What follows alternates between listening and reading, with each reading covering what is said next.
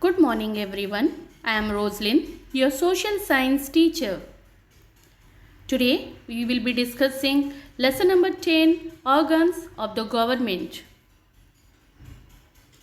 Now, we all know that to maintain a country or to maintain the law and order in the country, to achieve the welfare of the nation, as well as to protect the freedom and the fundamental rights of the citizens, what we all need?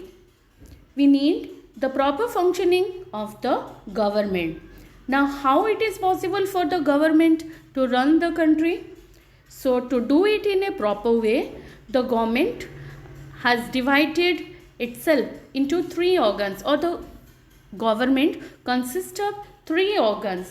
There are three organs in the government. What are they? The legislature, the executive, and the judiciary.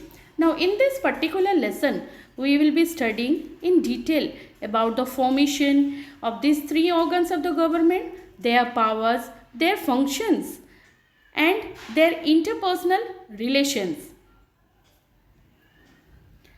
For the progressive development of the state, it is necessary that all the three organs of the government, that is, the legislature, executive, and the judiciary, should work together unitedly and cooperatively so that the administration can be run out or can function in an effective way. Now, what are the main functions of these organs of the government? The legislature will frame the law, while the executive implements this law, and the judiciary maintains law and order by punishing the people who violate these laws. So now, to form the law, legislature is there, and to carry out this law, executive is there, and to maintain this law and order, judiciary is there. So the executive is divided at the center and the state level. That is, at the center, it consists of the president, the prime minister, and the cabinet ministers. Whereas at the state level, the governor, the chief minister, the cabinet ministers, and the administrative system. Judiciary is divided into different courts, that is, Supreme Court, high courts in the states, subordinate courts, district courts, and special courts. Okay, now we'll be discussing about the Indian Parliament.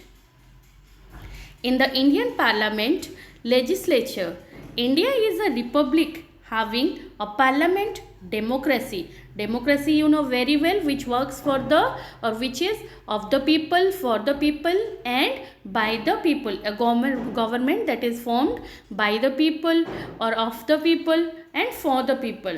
The representation of the people at the center is seen at the parliament, and of the state is seen in the legislative assembly. The parliament is important and an apex organization of the nation. Apex means most important organization. The Indian Parliament consists of the President, Vice President, Rajya Sabha, and the Lok Sabha. Now, legislature is divided into two parts: unicameral legislature and bicameral legislature. Now, what do you mean by unicameral? When the legislature is consisting of one house, it is called as unicameral. Indian legislature at the state level is mostly unicameral because most of the states have only one legislative house called the Vidhan Sabha, or the Legislative Assembly. And what is bicameral? When it consists of two houses, it is called as bicameral legislature. In India, we have two houses at the central level, that is the lower house Lok Sabha and the upper house Rajya Sabha. So India is having two houses, that is the Lok Sabha and the Rajya Sabha. Hence, India has a bicameral legislature at the union level, at the center level. Similarly, at the state level, the legislature consists of the Legislative Assembly as well as the Legislative Council. Most of the states have only legislative assembly, but state like Bihar, Uttar Pradesh, Maharashtra, Karnataka, Telangana have legislative council also. Now, as we have discussed, bicameralism is divided into two parts. It is at the central level as well as at the state level. On the central level, it is the Rajya Sabha and Lok Sabha, whereas at the state level, it is Vidhan Parishad and Vidhan Sabha. Now, legislature at the central level or the parliament, that is at the Lok Sabha. Lok Sabha, as we know, is the lower house of the parliament. It is also known as the house of the people. The members of the Lok Sabha are the representatives of the people who are elected through the direct election. Through direct election, these representatives are elected. There are total 545 members of the Lok Sabha.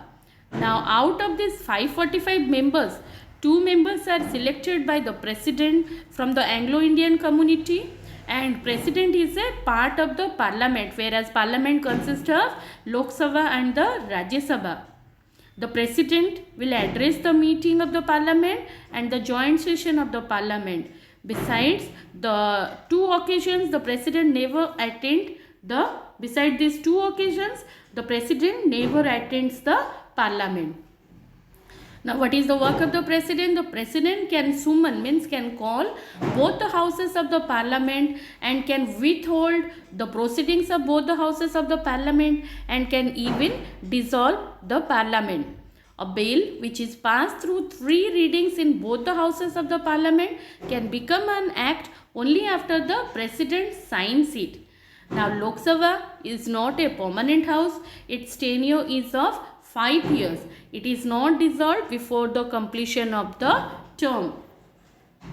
Now, the Constitution of India is supreme and not the Parliament. Hence, the Parliament has to enjoy its power within the limits prescribed by the Constitution. As Constitution of India is the supreme head, so Parliament can enjoy its power but within the limits. If the laws framed by the parliament violates the constitution, they can be challenged in the court. If the court finds the framed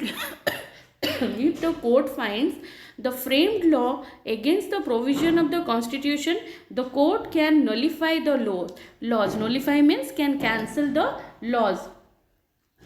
Now, the next part we will be studying in the rest part of the lessons we will be studying in the next part. So, thank you.